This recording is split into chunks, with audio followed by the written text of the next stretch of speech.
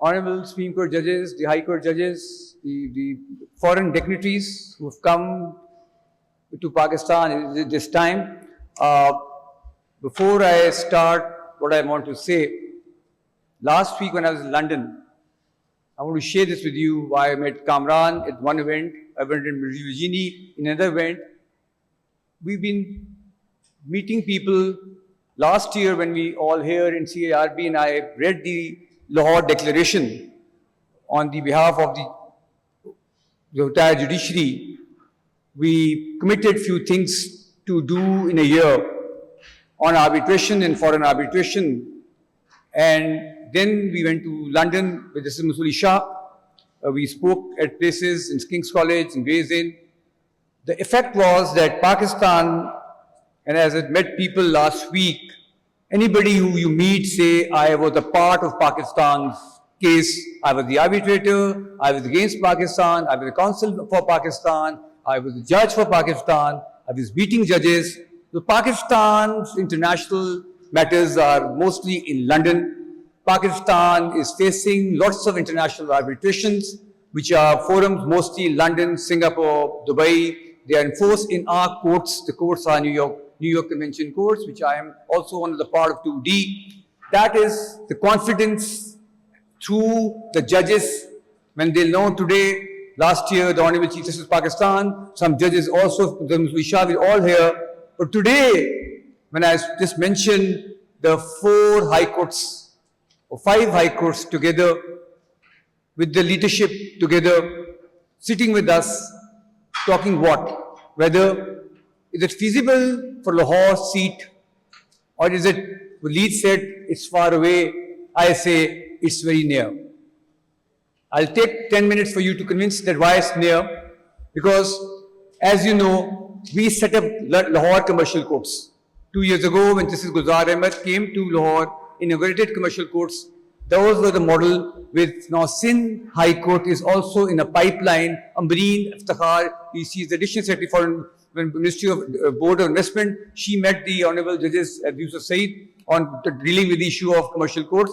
Peshawar High Court is also dealing with the commercial court. They had a conference. Well, Lahore have done that. We have passed some judgments on that, because once the seat can only be done when the entire investor in the world are confident the judiciary will protect the sanctity of the international arbitration. London, as Toby said, London commercial courts has the 80% foreign user. They have set safety, speedy, effective, trusted dispute mechanism, 100 years old.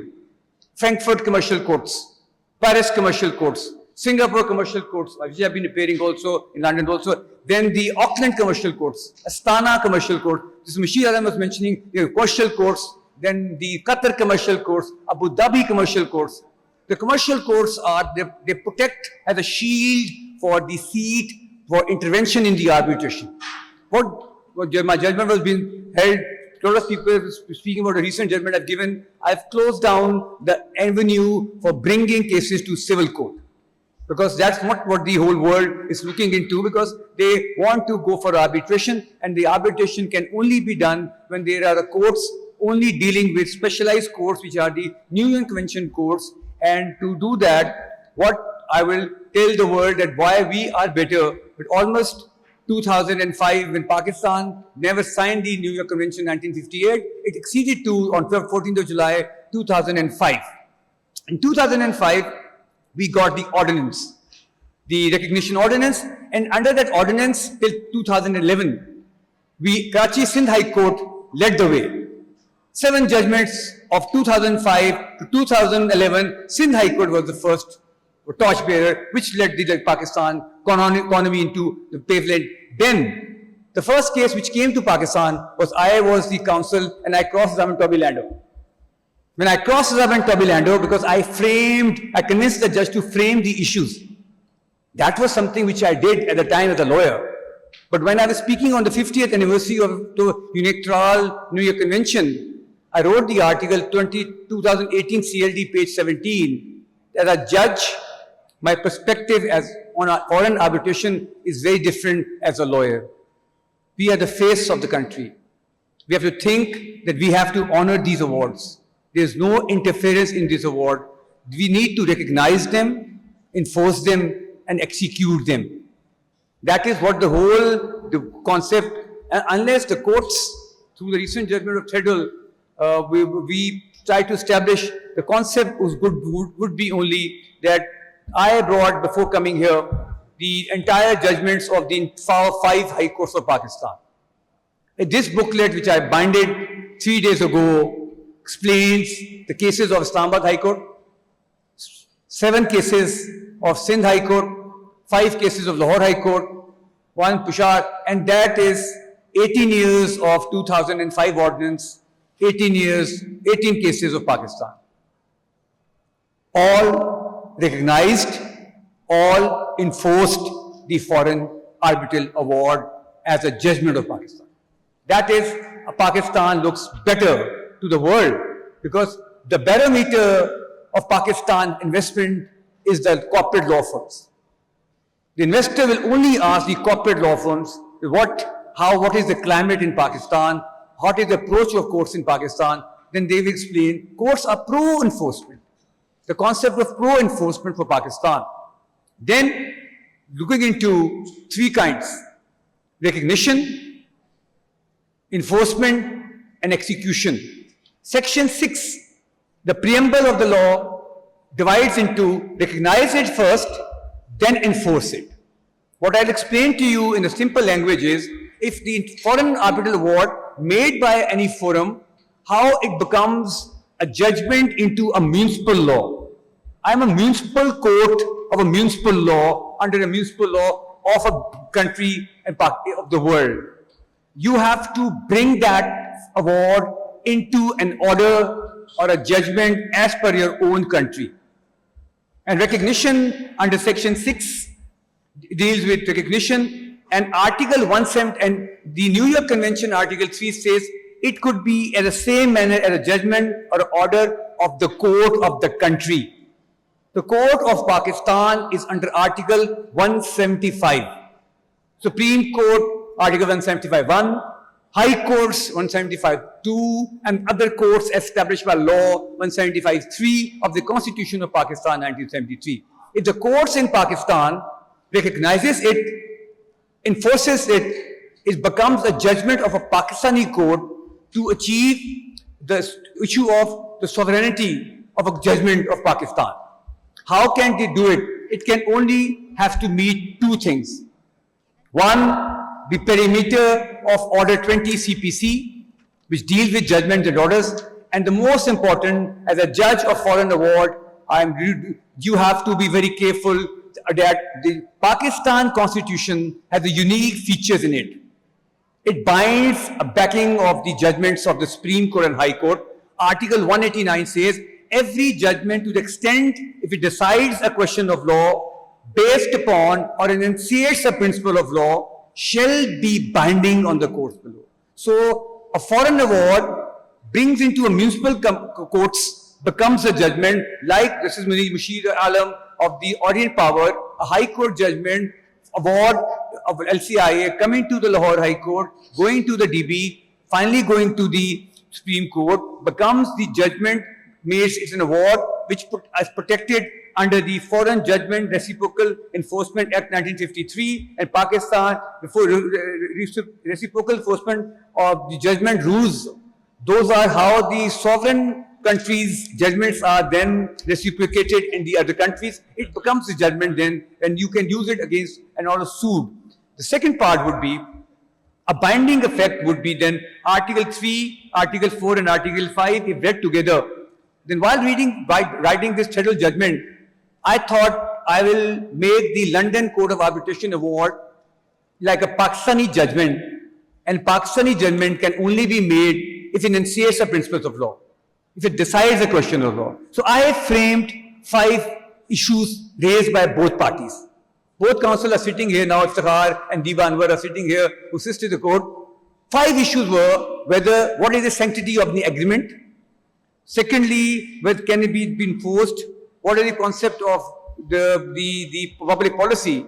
And there, when we were dealing with this, I was kept in mind that under the New York Convention, since Pakistan is a signatory, ratified that, it's an under obligation state to obey the articles of the New York Convention, because my constitution itself in the preamble makes it very clear, which reads, so the people of Pakistan, the preamble of the constitution, may prosper and attain their rightful honored place amongst the nations of the world and to their contribution toward progress in the world. And the constitution itself makes the federal government a duty to implement the international agreements. Hence the act and ordinance was promulgated and enacted by 2005 and 2011. Thereafter, the issue of recognition of the award then deals with a concept of how, because Article 6 has to be read, 5 has to be read in Section 6 of the Act. When the award has to be recognized, a party under Article 3 read with Section 5 brings it to the court. Court can stop and recognize it and can stop if the party doesn't want it to be enforced. And sometimes the awards are only recognized if the other party files a suit. Parties can say, look, this is the issue already been decided by the courts. So sometimes you only go for recognition. But a judge then, if he issues the notices, the other party has a right under Article 5 to defend its case and pass, and then the judge has to decide every objection as per Article 5. We can't go beyond that. Judge's role is not to look into the award, only to make the award as the local judgment of a Pakistan municipal law. And the most important thing was a recent judgment by the Australian High Court. It distinguishes the recognition, enforcement, and execution into 3 parts. A first judgment, which came from Kingdom of Spain versus the Infrastructure Service Luxembourg. The first time the Federal Court of Australia distinguishes these 3 principles under the New York Convention and the Exit Convention by 2021 FCHA page 3, where they mentioned that the recognition of the award as per our law and enforcement, 2 words are used under our Pakistan law and the New York Convention, means a formal confirmation by court that the foreign award is authentic and has the legal consequences under the municipal law. So first is, you have to say the award is authentic. I filed the documents as per Section 4, Article 4 of the New York Convention and 4 of the Act. That's the first thing court has to see. Okay, original, notarized, I'll recognize it when it need be. Second, in the essence of the purpose of the recognition is for the foreign award be recognized as binding as per Article 362 of the New York Convention. Now, what is enforcement? They define enforcement then, further step, process by which successful party seeks municipal court assistance in ensuring compliance with the awards, obtaining redress to which it is entitled to. And execution, third category of the foreign award, refers formal process by which the enforcement is carried out. These are the principles under which the Australian courts have gone further by explaining the categories of the award. But under Pakistani law, the word in the preamble is used as recognition and enforcement.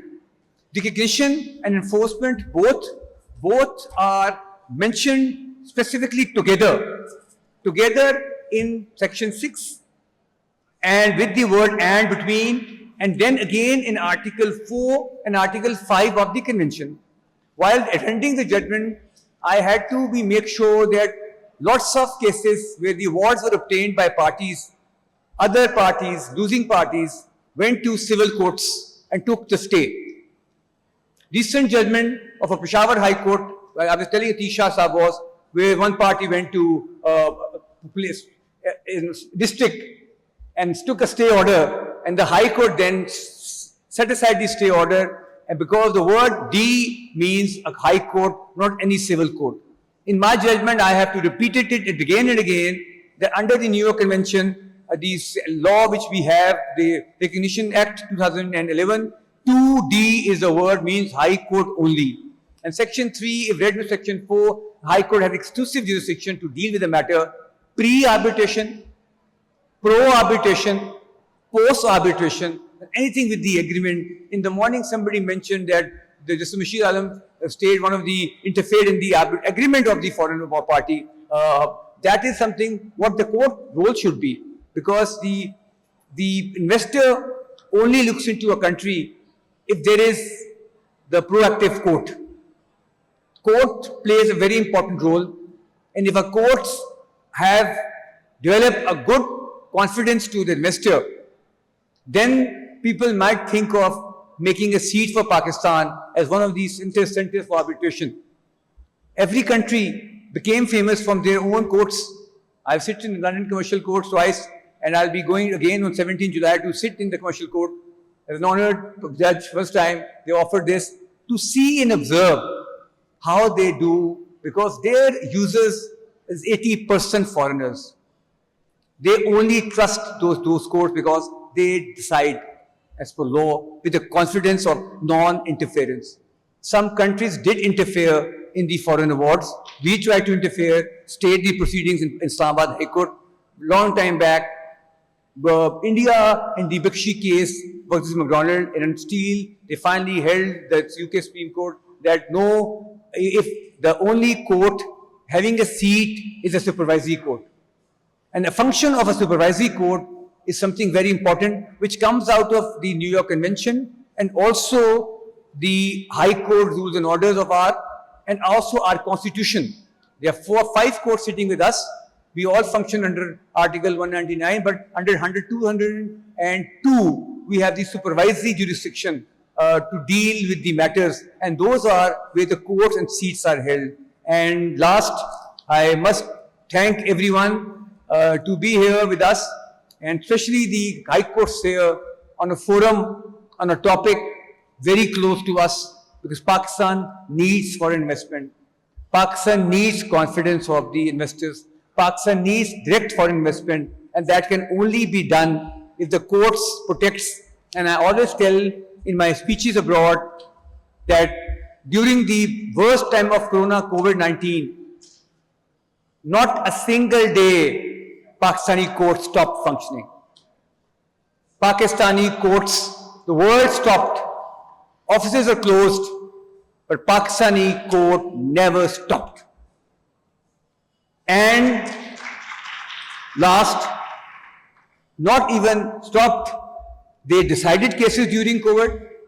Now when I was in London recently, everybody was complaining that after COVID, people have stopped coming to the offices. Remote hearing and remote working is now so much fashion.